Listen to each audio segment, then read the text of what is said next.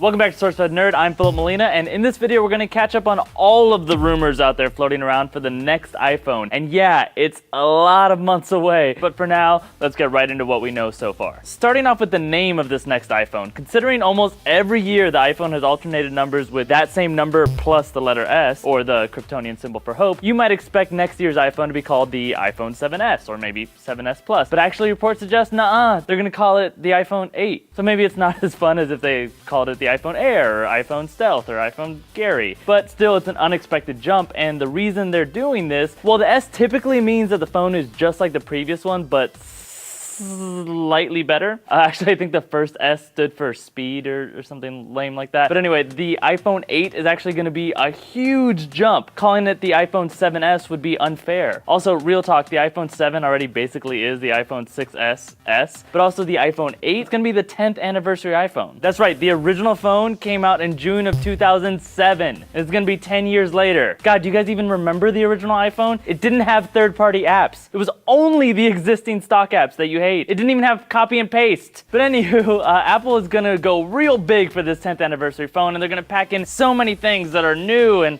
innovative. And yeah, I've totally been on other phones for like 3 years now. Let's talk about the general design of this phone. Rumor has it that the iPhone 8 will bring back the two current sizes, with the iPhone 8 still being a slim and slender 4.7 inches, and the 8 Plus holding on to that, oh my god, I can't type one-handed on this phone, sorry I'm not a giant, 5.5 inches. By the way, if your thumb can reach the far side of the Plus phone, I get it, you have big hands, good for you. But anyway, it sounds like Apple has listened to normal human beings with normal human hands who sure have trouble reaching into a Pringles can, but also aren't Guillermo del Toro monsters. Because rumor has it Apple might deliver a perfect little Goldilocks model smack in the middle there, coming in around 5 solid inches. Small enough to hold comfortably, big enough to get the job done.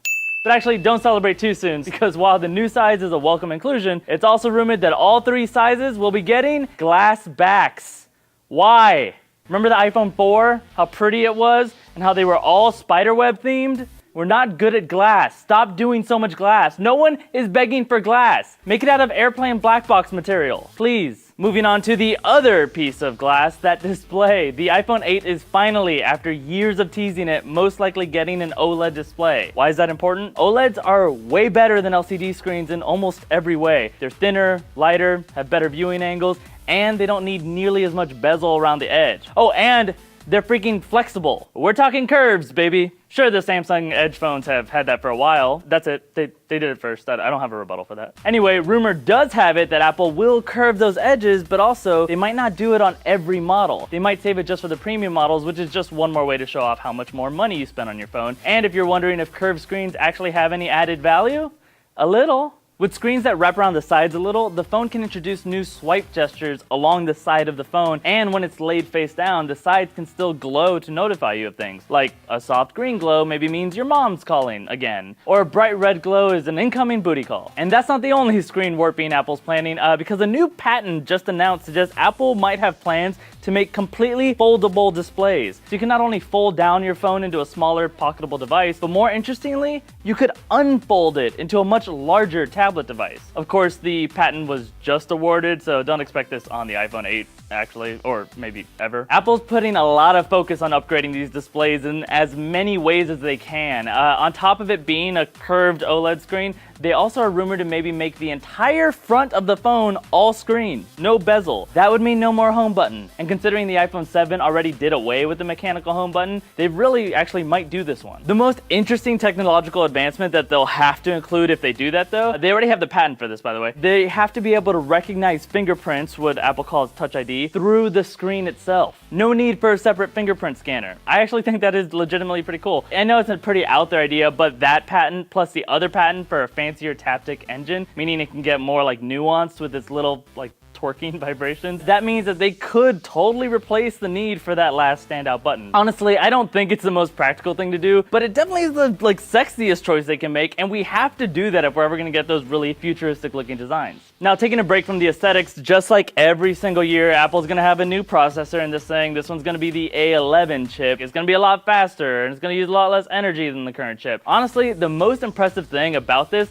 is the manufacturing process on that chip. It's now taking place in increments of 10 nanometers. You guys, 10 nanometers. That's 100 atoms wide. That's how long your fingernails have grown since I said you guys. Science, baby. Other big news that came out this week is that the iPhone 8 will very likely have wireless charging. I bet we're just seeing an extra push for it now because the iPhone 7 is out, and when Apple was like, oh, you now just plug your headphones into the lightning jack. And everyone was like, what if I want to charge it at the same time? And Apple was like, shh.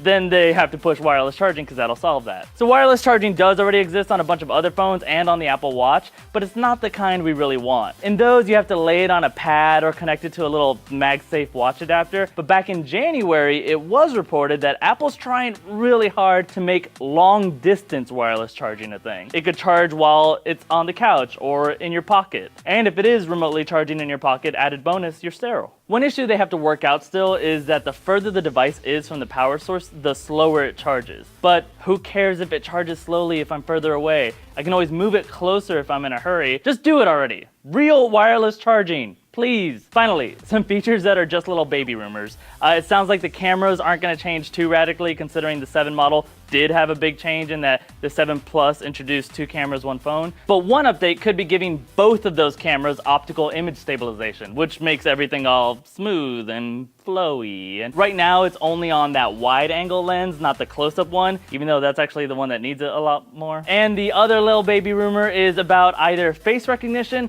or even more likely, freaking optical iris scanning. That's what I'm talking about. That's the future. Yes, I know the Samsung Note 7 had that, but also never put that phone near your face unless you want to be a Batman villain forever. This rumor about iris recognition has been around for a while, but it's one of the shakier ones for the iPhone 8. Worst case, it actually sounds very likely by 2018, but here's hoping they squeeze it into next year's phone, because damn, that is just cool. Think about it, we're so close to getting to those creepy personalized ads from Minority Report. Alright, so that's it for the current status of the iPhone 8 rumors, and yeah, there's a lot of time between now and September 2017 when the phone is rumored to be released, so a lot of this could change. But let's pretend Apple's reading these comments. Which of these features do you actually need them to include? Which ones that I didn't mention would you want them to bring in? Also, which ones do you not care about? The answer is always glass backs. Also, if this future-y stuff interests you, then you're a lot like me because I love this shit. But also, check out the video that Whitney and I made about what the future would be like if all of Elon Musk's predictions come true. It's a scary but amazing but terrifying but awesome place. Alright, I've been Philip Molina. Let's talk on Twitter at Fimo or on Snapchat at FimoKnows. I'm gonna go practice gripping my 5.5-inch uncurved brick. Wish me luck. Bye-bye. We need visionaries like Musk to ignore the definition of what is realistic. This, of course, eventually evolves into a romance and later marriage, but a lot of people still view Gwen as Peter's one true love.